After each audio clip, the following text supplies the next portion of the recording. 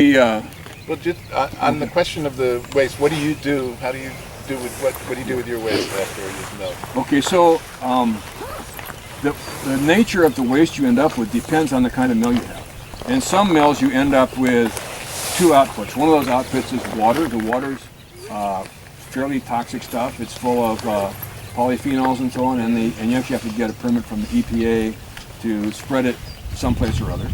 And then the other output you have is a solid, and that often goes to cattle feed, or it can be used, it can be composted or something like that. The way the output I get from my mill is a single output. It's a sort of a sloppy solid, kind of like a milkshake or something like that. I pump it into a big tank on a trailer that I pull behind a tractor, and basically I'll come out here, and when I've got a load, I pull it back into the orchard. I open the valve, it's got a 4-inch banjo valve on the back, and I put it in low gear and drive. Just keep driving until it's all gone. And so it's basically fertilizer. And olive oil is just carbon and hydrogen. Okay? All the nutrients, all the nitrogen and phosphorus and potassium and calcium, all the good stuff's in the waste. So I'm just putting the waste back in the orchard. Most farming, when you're farming, you're moving a product off your farm to market. You're sending away your nutrients. But with olive oil, you're not. You're sending away carbon and hydrogen. The nutrients stay on the farm. Now, sometimes I'll spread it in some place where I'm growing some row crops or something like that. It's one of those deals where the dose makes the poison. Okay? If you spread it really heavily, nothing was going to grow there for a year or two. If you spread it pretty lightly, it'll be fine. So all those polyphenols and everything you're talking about in the milkshake stuff you get off yours, that's going back into the orchard, but you're spreading it thin enough that it's not. Yeah, I mean, my thought. I had a discussion with the California Water Resources Board about this, and my argument was that if I just let the fruit fall to the ground, all that stuff would be there, right? Right. I'm taking the fruit, I'm removing part of it, and then I'm putting it back on the ground. But it's not. If anything, it's better than just an abandoned orchard. Mm-hmm. And yeah, okay, that made sense. As long as now when I was doing outside milling and I was getting 50 tons of stuff coming from off the farm, then I was having to spread it any place I could find. And I was putting it on pretty deep some places, and that was probably marginally offensive to the Water Resources Board. But like I said, I don't do that anymore. But the places that have big commercial mills that have thousands of tons coming in, just disposing of the waste is an issue. It's a big issue. You could take, if you had the water out there, I suppose even with the stuff you have, you could run it through a gray water filtration system to clean it up, couldn't you? Using cannas and reeds and yeah, I think you could do that. I think it's, I think in this case it's probably not that, my water's not separated one. Right. But yeah, one could do that. I mean, it's actually a big research area, especially in Europe, where typically you'll have thousands of hectares all contributing to one enormous mill, and then they've got this enormous output. They don't have a good way to spread that back in orchards that it came from. Right. They're too far away, so they actually have to deal with this material, and it gets made into charcoal. I mean, lots of things. Well, it seems like it'd be a great compost source. It has to be. With the exception of the it's pretty sludgy. It has to be mixed with 2/3 rice hulls and 1/3 olive pumice or something like that to get enough oxygen in there to make the compost go. Right. Yeah. But I mean, there's some creative people figuring out things to do with it. Yeah. And I know that one of the mills sells it for cattle feed. I mean, they probably taste horrible, but if you mix it with a bunch of molasses and stuff, the cows will eat it. They'll eat it.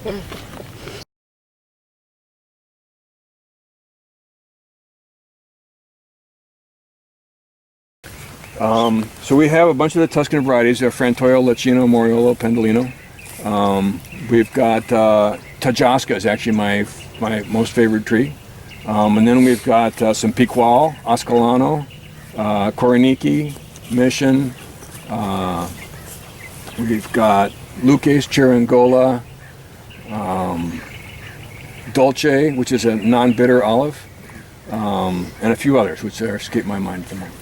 And you blend it all together, or is it? No, I make straight varietal oils. Straight varietal, okay. So some of it's blended. I make a Lacino oil. Lacino is the earliest variety. It's like 3 weeks ahead of everything else. So Lacino is great. That's what I start harvesting first.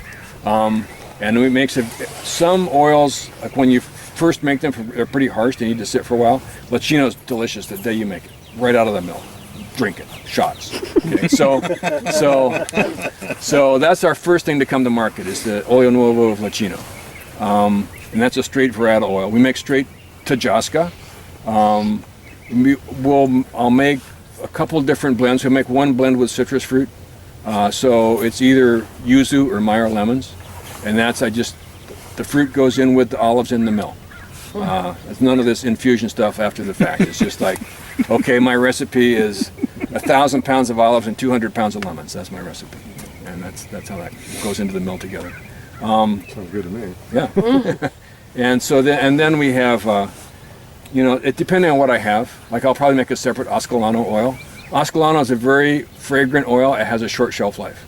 It's like you've got to have it sold by May because it's going to start to get swampy and weird.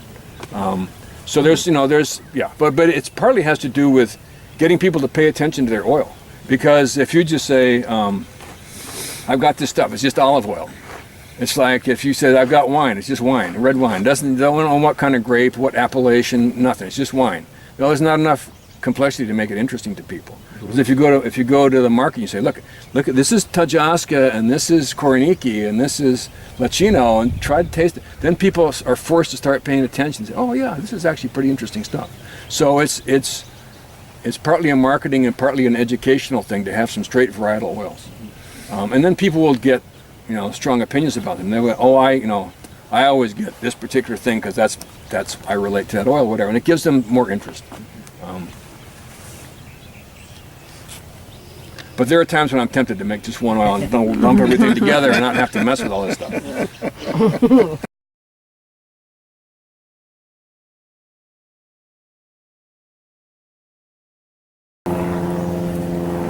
So you said how wide this row is? 18 feet? These are 22. These are 22. Okay, the others. And if I were doing it again, I'd probably do 25 anyway. And then how far the other way? So these are 12. These are 12 feet apart.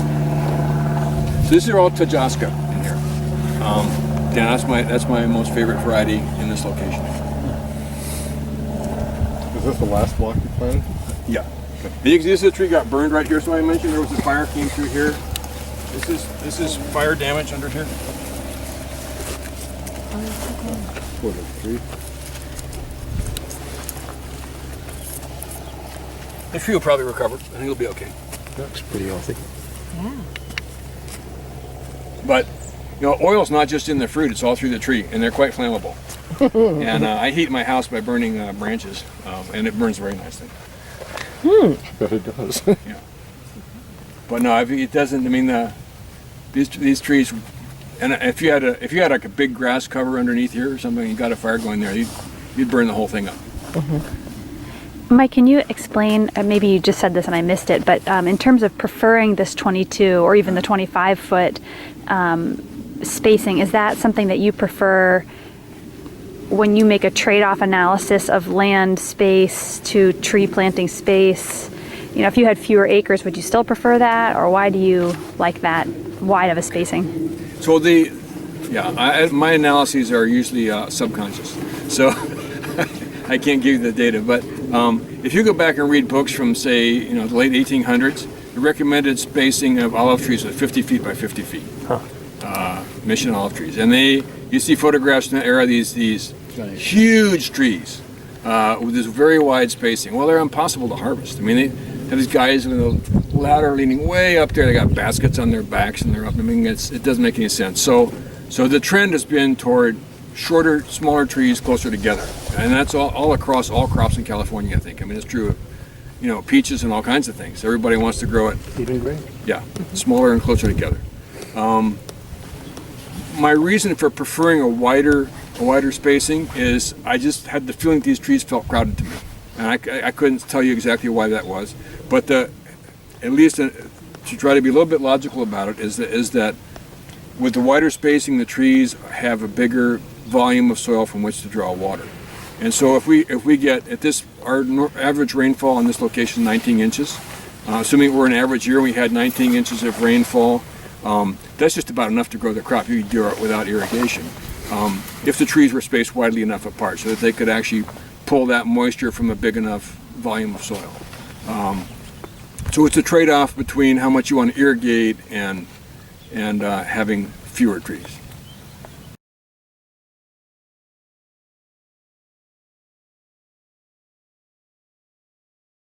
So I don't know if you were here when I mentioned I used to have micro sprinklers here, and then when I had those, I would irrigate 3 times a year, 60-hour runs, and they were 6 gallons per hour.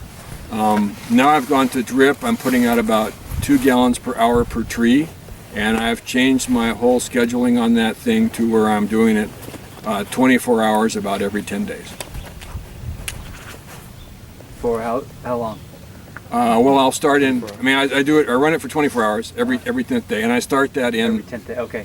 Depending on how the spring has been. Like last year, we had a very dry spring. This year, I hope we're online for a wet spring. But you certainly there's certain times of year when you don't want to see stress in the trees. Flowering is one. If they're going to flower in April, whatever else you're doing, you want the trees to be happy when it's time to flower, or they're not going to set fruit correctly. So you should be sure, you've got if it hasn't been raining, you want to be irrigating as the trees come into flower. And then, as the fruit is sizing up during May and June, that's moderately critical. You can shut it off in July and August and go on vacation if you want to, and it probably won't hurt a great deal.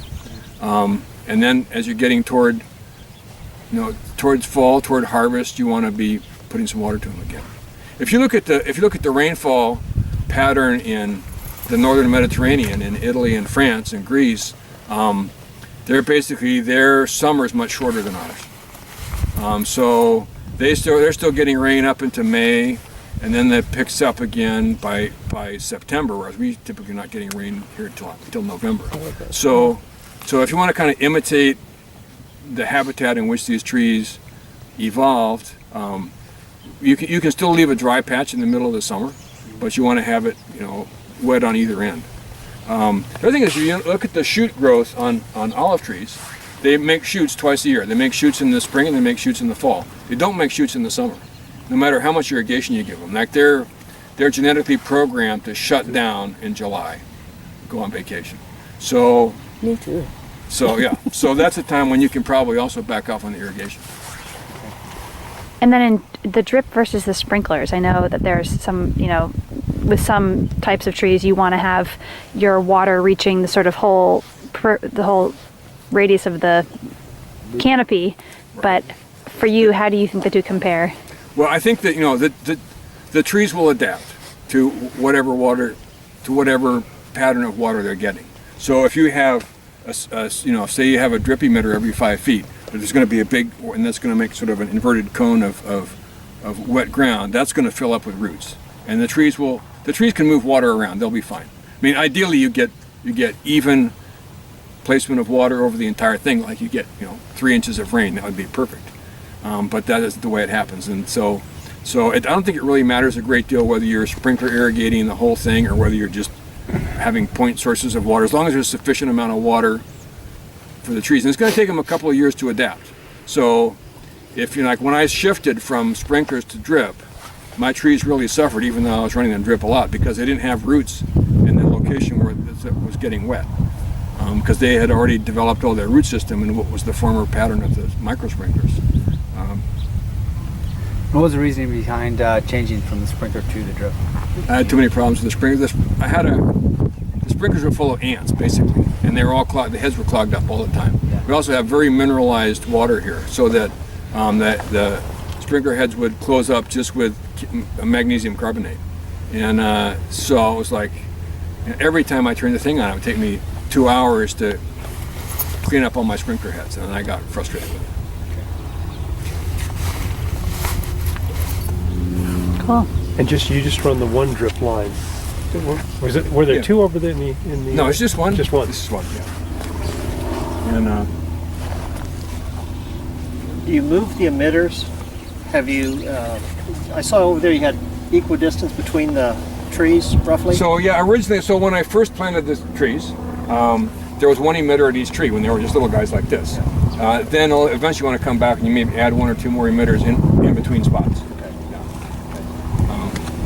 The other thing that happens you have to keep in mind is that the drip tubing shrinks, so that you lay everything out in a certain way and you think you've got it all set, and a year later, if you've got like a 400-foot piece of drip line, the end is going to pull in by 10 feet at the end of, at the end of 2 years or something like that. And now your emitters are all in the wrong place. So that's just the nature of that material. The roots will follow. They will. Okay, why don't we walk back over.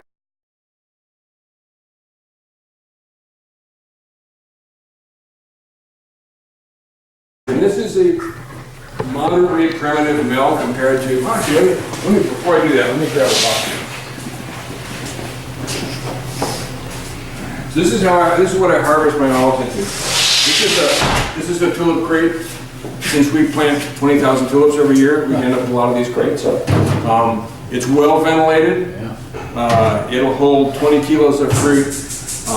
The crates stack.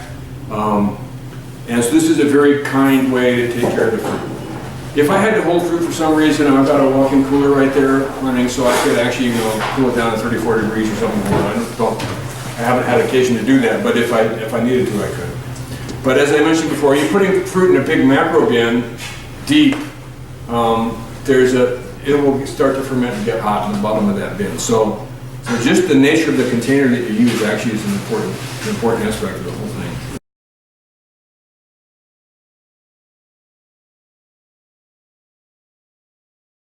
So I'll run you through my milling process. I come in here with my olives. I dump them in this hopper. There's an auger here that picks up the fruit. It drops it. This is a fan blowing here, so I hang a burlap sack on this thing. If there's any leaves mixed in here, it will blow the leaves away. So this is dry so far? It's dry so far, yeah. Actually, I have a little pre-cleaner outside, so I have a fan outside where I run the stuff past the fan first, just to get it initial cleanup. The problems that mills have almost always come from what's called MOO, M-O-O, material other than olives. And so it's dirt, it's leaves, it's sticks, it's rocks, it's bottle caps, it's broken glass, it's all that stuff that people bring you in their olives are what's going to cause problems with the mill. The olives are not a problem, it's the MOO that's the problem. So I try, I'm scrupulous about trying to get stuff cleaned up because I've had, when I was doing outside milling for other people, I had a lot of problems with people bringing me trashy fruit. So anyways, the fruit goes in here, it drops past the fan, which is going to blow away the leaves. It comes down here, it's getting a water bath. It's getting rinsed, it's picked up under auger, it gets rinsed, it's coming up here, and it's dropping down. And this box right here is my actual mill. It's grinding up the olives. Now,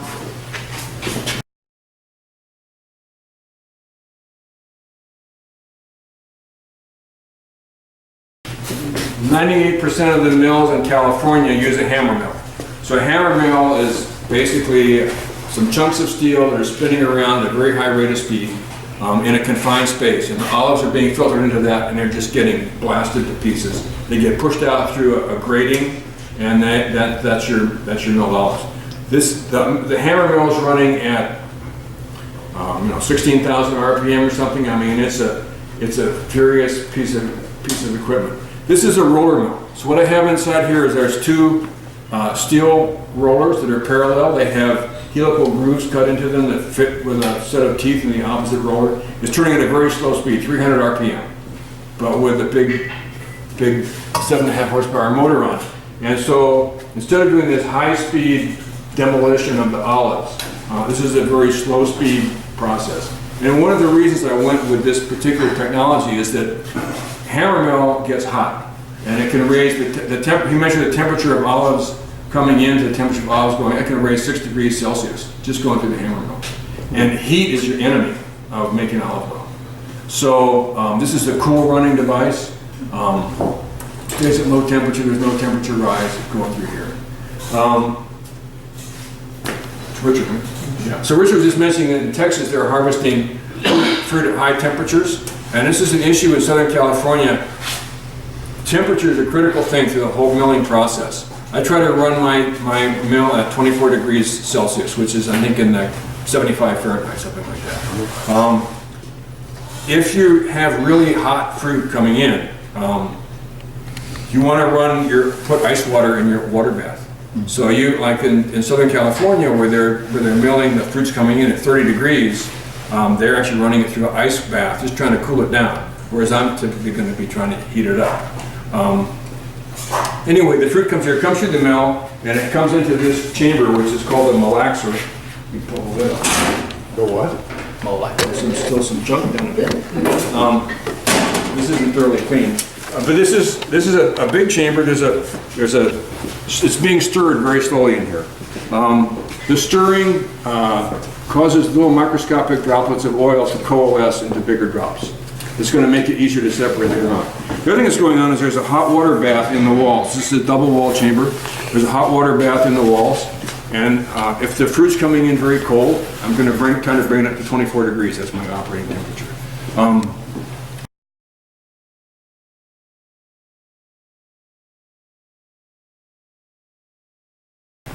There's a couple things the miller can do at this stage of the game. One is to add enzymes. So the enzymes that would be used is the pectinase. Pectinase breaks down the cell walls, it releases the oil.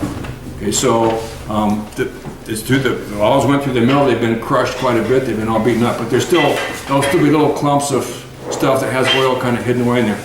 Put in your pectinase, it's gonna increase your yield by breaking that. The other thing that's put in here is talc. So talc is, it's a finely powdered rock, magnesium silicate, and it will help separate the oil from the water.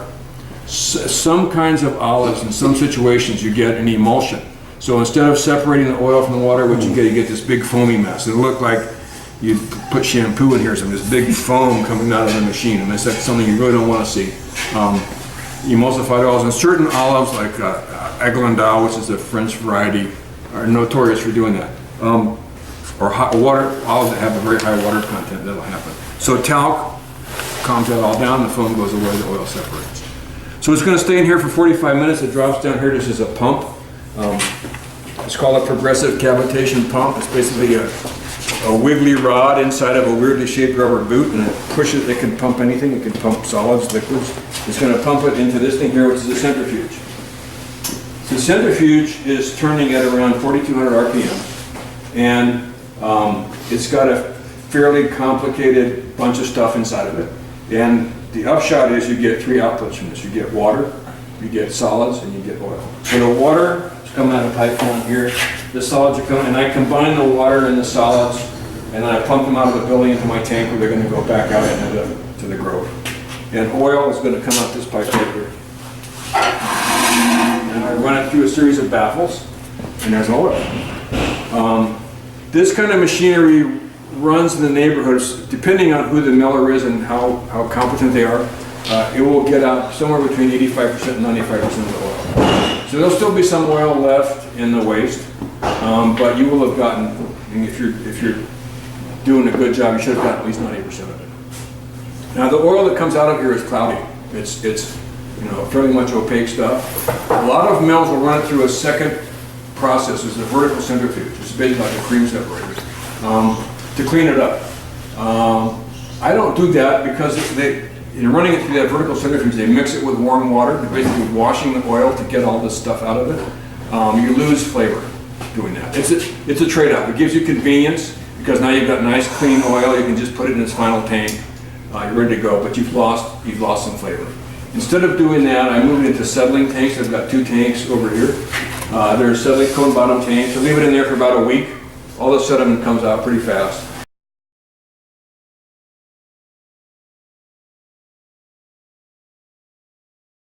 And then I move it to my storage tanks back over there, and we store it until we're ready to bottle it. And we bottle it every week. We want to keep the tank has the advantage of it's completely dark, and because it's a big volume with a small area, it stays at a constant temperature. Once it's in a bottle, the temperature can go up and down like this. And the enemies of olive oil are heat, light, and oxygen. So you want to keep it cool, you want to keep it dark, you want to keep oxygen away. The storage tanks, they have 2 kinds of tanks there. Some of them are what are called variable capacity tanks, in which the lid floats on top of the oil. So as you remove oil from the tank, the lid just keeps floating on down, and the result is that there's never any oxygen in the tank. The big tank in the corner is a fixed capacity tank, and I put argon gas in that on top of the oil. So argon is an inert gas, heavier than air. It sinks down, it makes a layer on top of the oil, and it functions as a lid, basically, to keep the oxygen away from the oil. Some people use nitrogen gas. It's difficult to get all the oxygen out using nitrogen, but it's a lot cheaper than argon. So we bottle, I mentioned the enemies of olive oil are heat, light, and oxygen. You never want to put olive oil in a clear bottle, okay? There's light coming in there. That oil is going to have a short life to it. So you want, ideally a can is great. The problem with cans is that they have an association with cheap, poor quality olive oil because there's all that stuff coming out of Italy. There's really bad stuff people are accustomed to seeing that in cans. But you will certainly want to have a dark, light-proof bottle, dark green bottles. On the label, let me grab a bottle here just a second.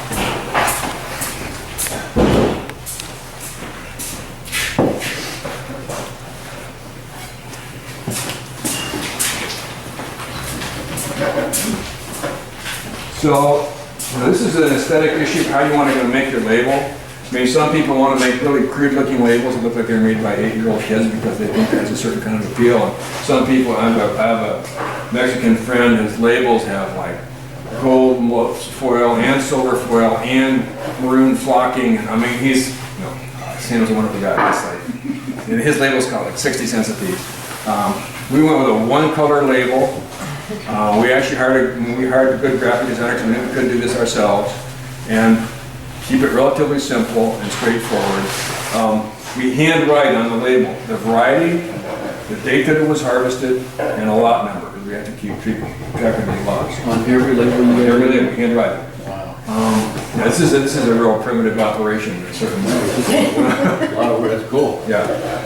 Harvest date is really important. If you go in the store and you buy a bottle of oil and it says best if used by January 2025 or something like that, you have no idea when it was harvested. It could be 5 years old. So we educate our customers. You want to look for the harvest date on the bottle of oil, so you know it's the current year's oil. And as the base of customers becomes more sophisticated, they're looking for that.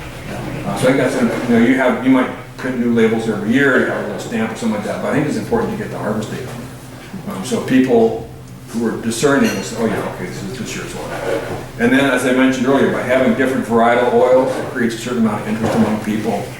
Then if somebody comes to our stand at the farmer's market, they don't know anything much about olive oil, try this one, then try this one, see what you think about the difference between those two things.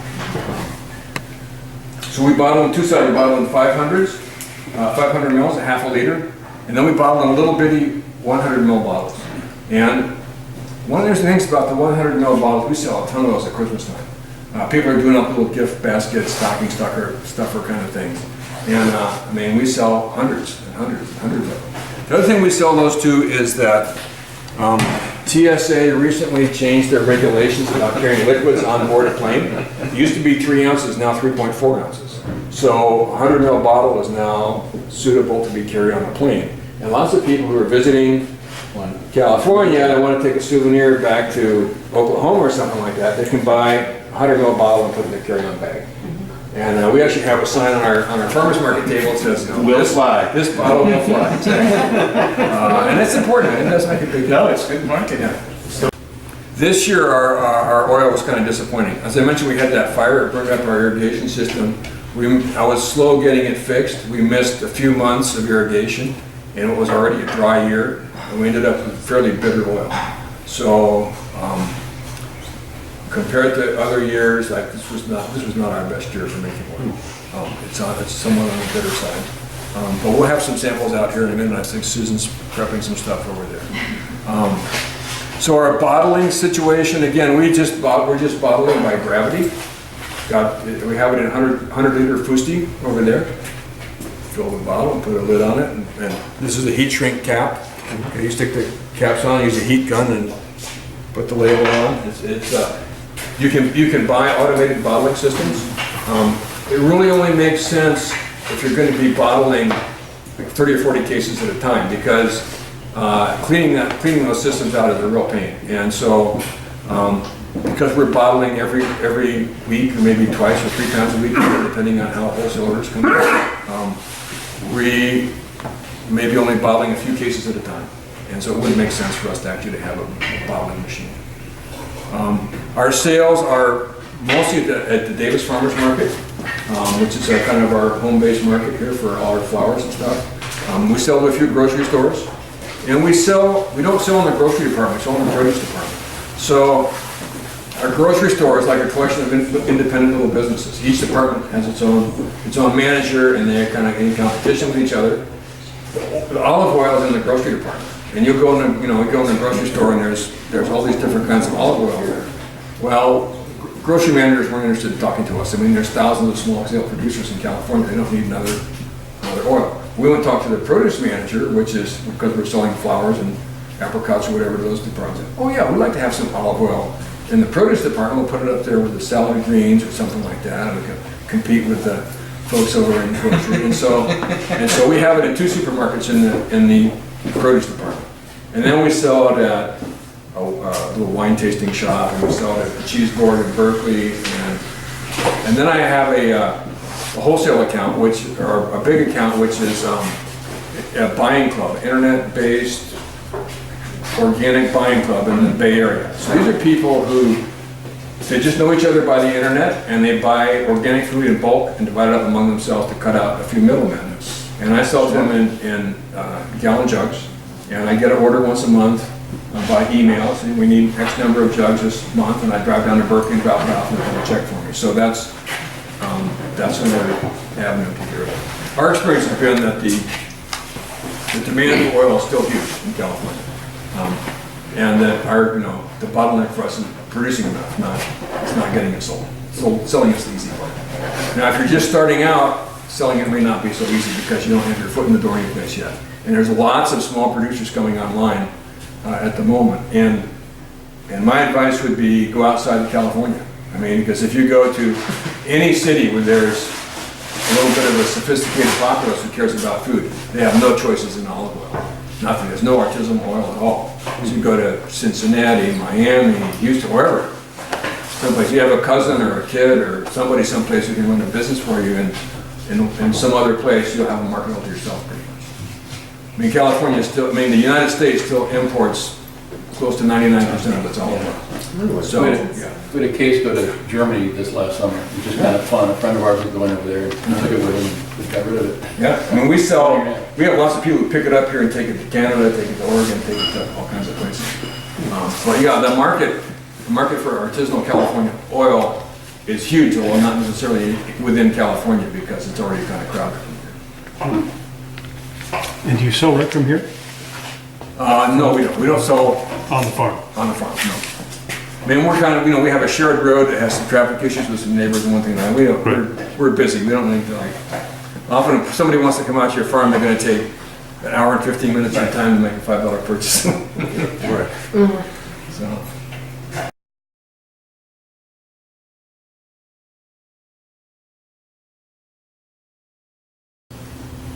Typically, the size of the machine is critical in a couple of respects. One is, if you have a great big machine, it's going to take a lot of olives to make it worthwhile to turn the thing on. If you have a 3 ton per hour machine, you can't even think about turning it on unless you have 3 tons of olives, and probably 10 tons would be better.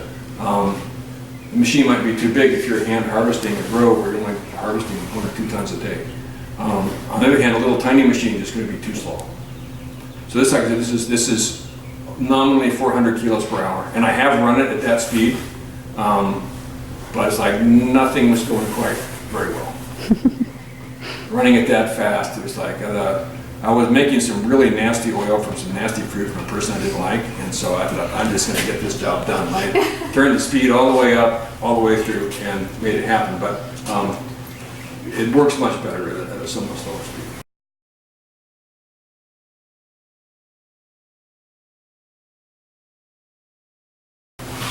So on your sediment tanks, the sediment all falls to the bottom? Right. So you have to... It's a cone bottom tank. So it's got two drains on it. So the upper drain is going to pull off the clean oil. The bottom drain has a little bit of the sediment in it. Okay. Also some oil. And we take like any low-grade oil we have is made into cosmetics. And cosmetics are actually the most profitable part of the business, far more so than olive oil. Really interesting. And we should introduce Diane, who I don't think we have yet. She's hiding back there, maybe filling up olive oil, but she's the So my magic wife, cosmetics Diane, maker. this is cosmetics were her idea and her project, and I was skeptical, but she makes more money than I do. So I can't say that. But so she makes soap, she makes hand salve. We have beeswax, so there's hand salve, there's lip balm. There's a bunch of other these kinds of things, and it's time consuming and it's labor intensive, and it takes a lot of skill to make good cosmetics, but that's a huge market, and that's also a good use for oil that's maybe a year old, something like that.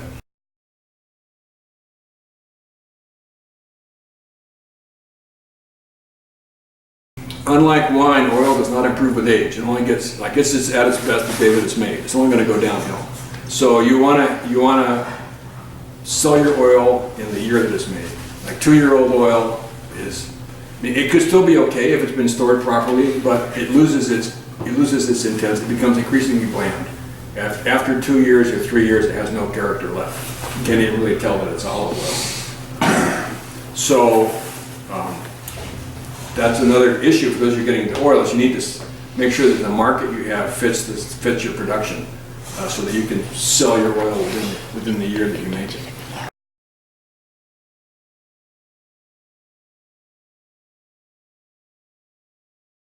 If you're going to process food in California, you have 2 routes you can go. You can go through your county and become a certified kitchen. And that's managed by your county Department of Public Health. Or you can go through the state and be a licensed food processor, and that's managed by the state California Department of Public Health. And those are alternatives. You do either one or the other. If you're serving food or selling products on the premises, you have to have a certified kitchen. You have to go to the county. If you're processing food that's going to be sold elsewhere, you can have a food processing permit through the state. So that's why the state's been very reasonable. They have a particular set of requirements about the buildings. You have to have drains in the floor, you have to have rubber baseboards, you have to have screens on the windows. They do drop-in unannounced inspections. And inspectors have most have been sort of reasonable. I had one bad inspector, but other than that, they've been okay. And their main interest is health and sanitation. I mean, they're not out to punish you, they just want to make sure you're getting a good product. It cost me $550 a year to have that permit. Seems a little steep for a 10-minute inspection, but that's the way that goes.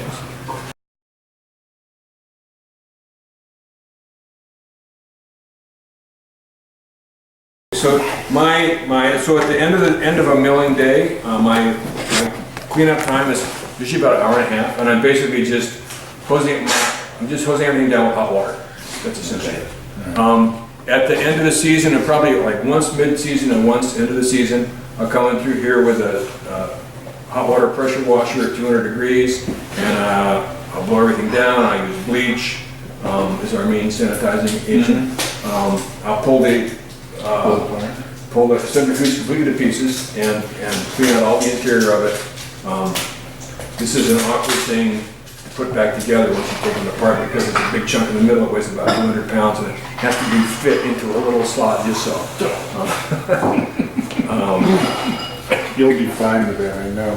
No, probably not.